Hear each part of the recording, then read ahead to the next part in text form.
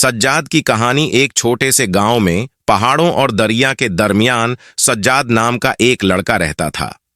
सज्जाद को छोटी उम्र से ही अपने ईमान और इस्लाम से गहरी मोहब्बत हो गई थी। जहां दूसरे बच्चे दिन भर खेलते रहते थे, सज्जाद अक्सर मस्जिद में पाया जाता था, कुरान की तलावत करते या नमाज अदा करते।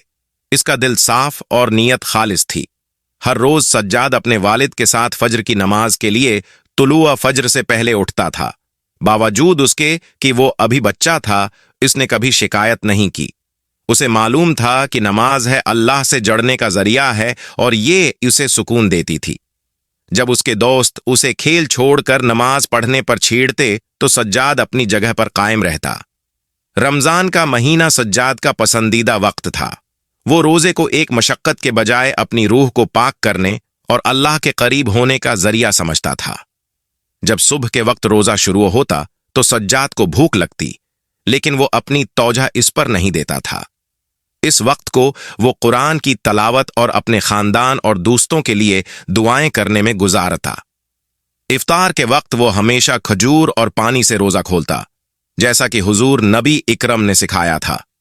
एक दिन रमजान के दौरान सज्जाद ने गांव में एक नए खानदान को देखा जो मुश्किलात का शिकार था। वो अभी आए थे और उनके पास कुछ भी नहीं था। सज्जाद ने दिल में फैसला किया। इफ्तार के बाद वो अपनी मां के हाथ का पकाया हुआ खाना चुपके से इस नए खानदान के दरवाजे पर रखाया। वो नहीं चाहता था कि कोई जान सके, यहां तक कि उसके वालिदीन भी नहीं, क्योंकि सज्जाद ने सीखा था कि वो नेक ऐमाल जो छिपकर किए जाएं, अल्लाह को सबसे ज्यादा पसंद हैं। साल गुजरते गए और सज्जाद एक इज्जतमंद नौजवान में तब्दील हो गया, जिसे उसकी मेहरबानी, ईमानदारी और इस्लाम से गहरी मोहब्बत की वजह से जाना जाता था।